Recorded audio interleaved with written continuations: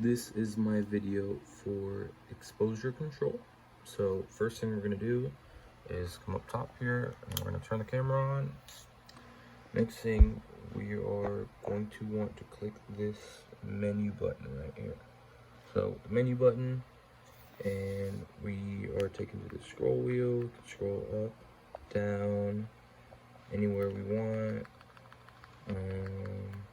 So we're gonna come to our first setting, which is just long exposure. You can turn this on or off. This depends on what lens you're using. So like in the name, when you're using this lens, or the long lens, which is a telephoto lens, if you turn this on, it automatically adjusts the exposure for you. So that's less editing that you have to do as long as you have this on and you're using the long lens. So that's basically that. There's a multiple exposure, which kind of depends also on what lens you're using, but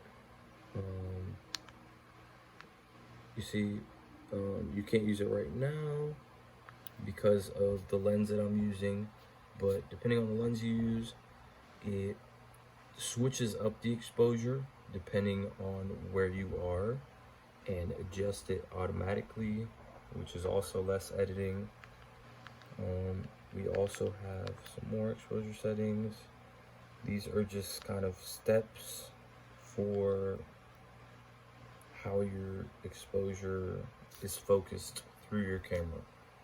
So there's a 1/2 step, which kind of, it sort of depends also on the lens.